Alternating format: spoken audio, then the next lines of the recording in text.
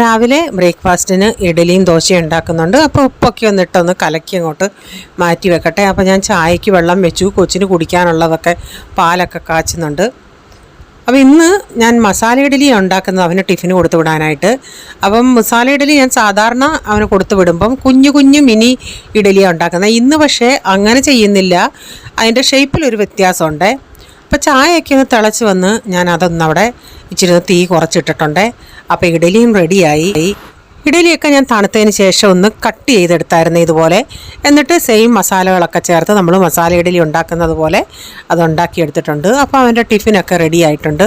പിന്നീടൊരു chicken റോസ്റ്റാണ് ചെയ്യുന്നത്. ഞാനിവിടെ കടായി വെച്ച് ഇച്ചിരി ഓയിൽ ഒഴിച്ചിട്ട് 1 ടീസ്പൂൺ കടുകും 1/2 ടീസ്പൂൺ പെരിഞ്ചീരകവും കൂടി ഇട്ടിട്ടുണ്ട്. എന്നിട്ട് ഒരു 2 കറിവേപ്പില ഇട്ട് 1 കുടം വെളുത്തുള്ളി ചതച്ചതും 2 പീസ് ഇഞ്ചി ചതച്ചതൂടെ അതിലോട്ട് ഇട്ട് കൊടുത്തിട്ടുണ്ട്. ഇതിലേക്ക് 1/2 കിലോ സവാള ഇങ്ങനെ സ്ലൈസ് ആയിട്ട് നീളത്തിൽ അരിഞ്ഞത്, ഇച്ചിരി ഉപ്പിട്ടതൊന്ന് വഴറ്റിയെടുക്കും. സവാള ഞാൻ ഹൈ ഫ്ലെയിമിൽ വഴറ്റിയെടുക്കുമായിരുന്നു.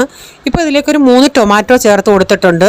ഞാനത് ഇപ്പോൾ ഇച്ചിരി നേരം ഒന്ന് ടൊമാറ്റോ അടച്ചു കൊടുത്ത് അതൊന്ന് സോഫ്റ്റ് ആവാനായിട്ട്. ഞാൻ ആ സവാള വഴറ്റുന്നിടം വരെ ഞാൻ അടച്ചു കൊടുത്തിട്ടില്ലായിരുന്നേ. ഇപ്പോൾ ടൊമാറ്റോയൊക്കെ ഒന്ന് നന്നായിട്ട് വഴന്ന് വന്നിട്ടുണ്ട്. അതൊക്കെ ഒന്ന് ഞാനൊന്ന് ഉടച്ചു കൊടുത്തിട്ടുണ്ട്. ഇതിലേക്ക് ഞാൻ 1/2 ടീസ്പൂൺ മഞ്ഞൾപ്പൊടിയും 2 ടേബിൾ സ്പൂൺ മല്ലിപ്പൊടിയും കൂടി ഇട്ട് കൊടുത്തിട്ട് അതൊന്ന് ഈ മല്ലിപ്പൊടിയും മഞ്ഞൾപ്പൊടിയും കൂടെ ഒന്ന് ഇച്ചിരി നേരം ഒന്ന് മൂപ്പിച്ചെടുക്കുന്നുണ്ട്.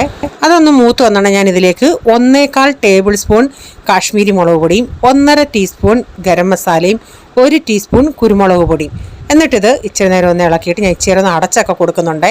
അതിൽ നിന്ന് എണ്ണയൊക്കെ വിട്ട് വേദനം വരെ ഞാൻ ചെറിയ തീയിലൊന്ന് മസാലയെല്ലാം ഒന്ന് മൂപ്പിച്ചെടുത്തിട്ടുണ്ട്. ഇപ്പോൾ ചെറിയ തീയിൽ ഞാനൊരു 2-3 മിനിറ്റ് ഒന്ന് ചെറിയ തീയിൽ മൂപ്പിച്ചെടുത്തു.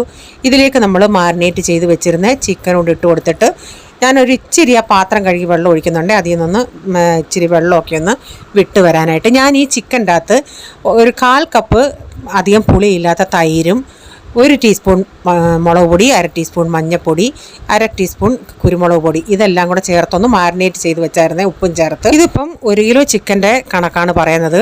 ലാസ്റ്റിൽ ഞാൻ ഇതിലേക്ക് 1 ടീസ്പൂൺ പെരിഞ്ചീരകം കൂടെ ഇതിൻ്റെ പൊടിയും കൂടെ ചേർത്തിട്ടുണ്ട്. എന്നിട്ടൊരു 1/2 ടീസ്പൂൺ പഞ്ചസാര വെള്ളത്തിൽ കലക്കി അതുകൂടെ ഒഴിച്ചിട്ടുണ്ട്. അതിന് അവിടെ ചെറിയ തീയിൽ കുറച്ച് നേരം അവിടെ കിടക്കട്ടെ. അപ്പോൾ അതിൻ്റെ ഇടയ്ക്ക് ഞാനിവിടെ തൈരൊക്കെ ഒന്ന് ഉടച്ചെടുത്തായിരുന്നു മോരുകറി ഉണ്ടാക്കാനായിട്ട്. ഇവിടെ മോരുകറി ഇല്ലാത്ത കച്ചവടം ഇല്ലല്ലോ, ഇവിടുത്തെ എൻ്റെ മോൻ എപ്പോഴും മോരുകറി വേണം. ഇതിലേക്ക് ഞാൻ കടുകൂടെ വറുത്ത് ചേർക്കുന്നുണ്ട്. അപ്പോൾ നമ്മുടെ മോരുകറി ഇവിടെ റെഡി ആയിട്ടുണ്ട്. അപ്പോൾ നമ്മുടെ ചിക്കൻ കുറേ നേരമായി ഇങ്ങനെ അടപ്പത്ത് കിടന്നിട്ട് ഇപ്പം നമ്മുടെ ചിക്കനും നല്ല അടിപൊളി റോസ്റ്റിലായിട്ടുണ്ട്. ഈ വീഡിയോയുടെ ഫുള്ളായിട്ടുള്ള വീഡിയോ ആർക്കെങ്കിലും കാണാൻ താല്പര്യമുണ്ടെങ്കിൽ ഞാൻ ബിജീസ് കിച്ചൻ ചാനൽ വ്ളോഗിലിട്ടിട്ടുണ്ട്. അപ്പോൾ ഇന്നത്തെ വിശേഷങ്ങൾ ഇതൊക്കെയായിരുന്നേ.